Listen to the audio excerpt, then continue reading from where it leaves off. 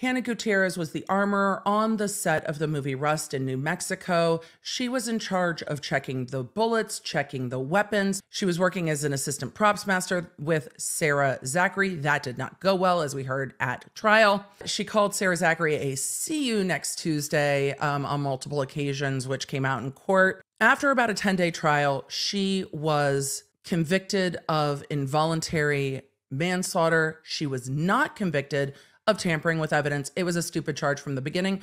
But you know what that shows to me? It shows to me that the jury was paying very close attention to what was going on in this trial. They weren't just like, yeah, whatever with her. They paid attention and parsed out this evidence. At this point, the defense is asking for a conditional discharge. Conditional discharge is probation with a bunch of conditions. And if you do not violate those conditions, it discharges the verdict. It discharges the finding of guilt, which means that there would be no conviction for this case. All right, chat, buckle up. As Hannah makes a statement on her own behalf, the defense is asking that her case be dismissed after probation. The prosecution wants her to go to prison. First and foremost, my heart aches for the Hutchins family and friends and colleagues as well. And it has since the day this tragedy occurred. Helena has been and always will be an inspiration to me. I understand she was taken too soon, and I pray that you all find peace. I am beyond grateful that Joel survived that terrible day. My heart goes out to the film industry for the devastating pain that this tragedy caused and the old wounds that have been reopened. I am saddened by the way the media sensationalized our traumatic tragedy and portrayed me as a complete monster, which has actually been the total opposite of what's been in my heart. Okay. Your Honor, you're 30 when seconds I took in on Rust, I was about young and I was naive, but I took my job as seriously as I knew how to. Despite not having proper time, resources, and staff. Look at the judge's face. Also, she has shifted immediately to what went wrong on the set. Look at the judge's face. I was young and I was naive, but I took my job as seriously as I knew how to. Despite not having proper time, resources, and staffing, when things got tough, I just did my best to handle it. Today, I humbly ask you to consider probation, a probation where I can contribute to society through community service, and I can continue my counseling, and I welcome any classes that you may deem necessary for me to attend. I give you my word now that I would strictly follow the rules and respect the parameters of that probation. I beg you, please don't give me more time. The jury has found me in part at fault for this god-awful tragedy, but that doesn't make me a monster. That makes me human. Thank you. That's it? I didn't hear her say sorry. Did I miss it, chat? Did I miss where she said anything like sorry, or I should have checked the weapons more, or I regret that day every day of my life? The judge quoting her jail calls is not good for Hannah. Have her concerns changed? No. Here's what she says. This whole thing has been a character attack on her. Just recently, in her allocution, I'm not a monster. The judge is pissed. They talk about how much of on the phone, she and another are talking about how much of Hannah's life they could take up, and that this is messing up her modeling career. This is while she's incarcerated, waiting for a sentence. And what does she say about the death of Helena? Hannah is dismissive of the judge talking about someone dying as a result of her actions. Oh, big mad. Hannah says she's looking at 13 months, which is ridiculous over what happened. Big mad. Hannah says that people have accidents and people die. It's an unfortunate part of life, but it doesn't mean she should be in jail. I've never heard the judge have this tone. A conditional discharge is not appropriate.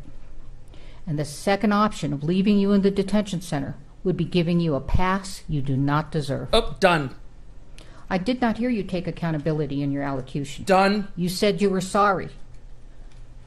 You were sorry, but not you were sorry for what you did. You were sorry for it and hope they can find peace.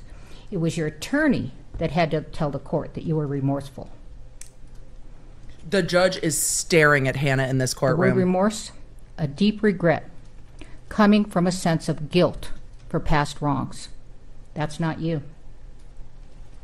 Well, there's the book. It's going to start flying off the bench. Hereby sentences follow. Stand. Stand. Stand. I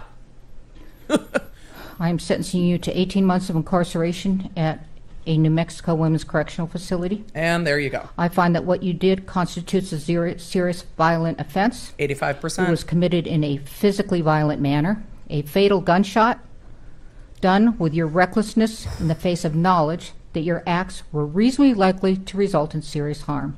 You were the armorer, the one that stood between a safe weapon and a weapon that could kill someone. You alone turned a safe weapon into a lethal weapon. But for you, Miss Hutchins would be alive, a husband would have his partner, and a little boy would have his mother. Please take her. Take her. The judge just...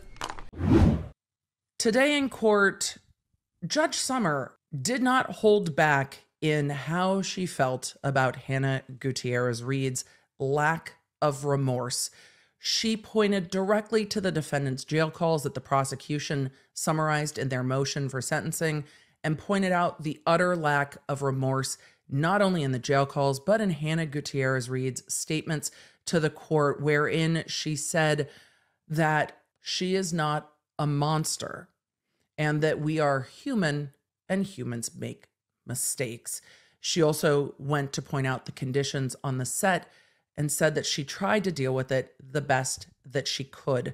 The judge had absolutely no patience for it, pointed out the fact that Hannah was sorry in her jail calls for only herself, her lack of modeling career, and continued to show no remorse for what happened, and then sentenced her to the maximum potential sentence of 18 months in state prison and designated the conviction as a serious and violent felony, which not only bumps her time to 85% time, but also changes the designation of her felony conviction and the impact it will have on her future as it goes to employment, possession of weapons, etc.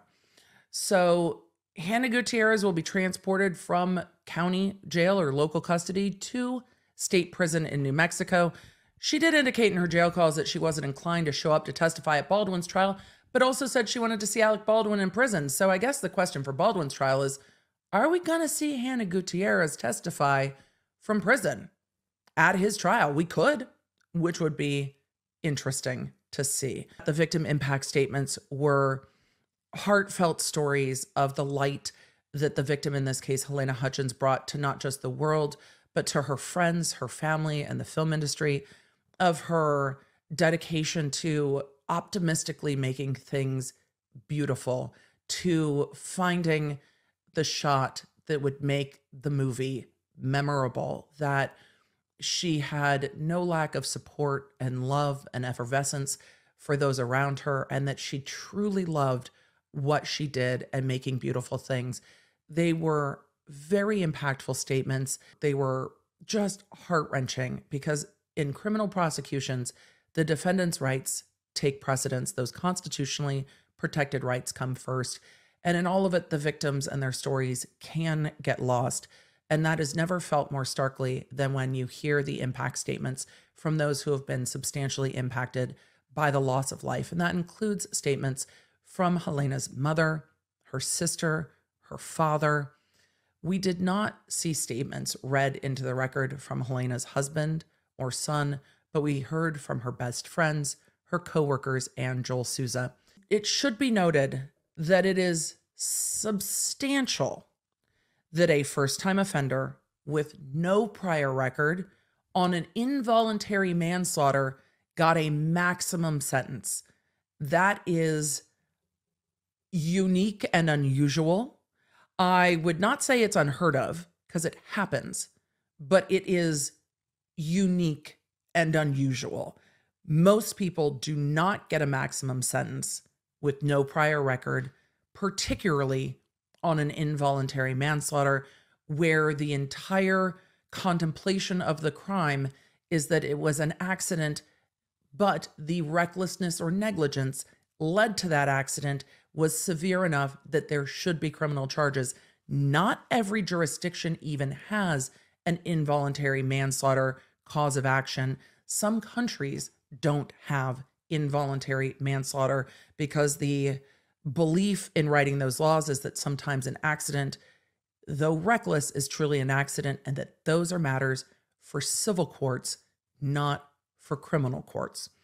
So it will be interesting to see how people view this sentence.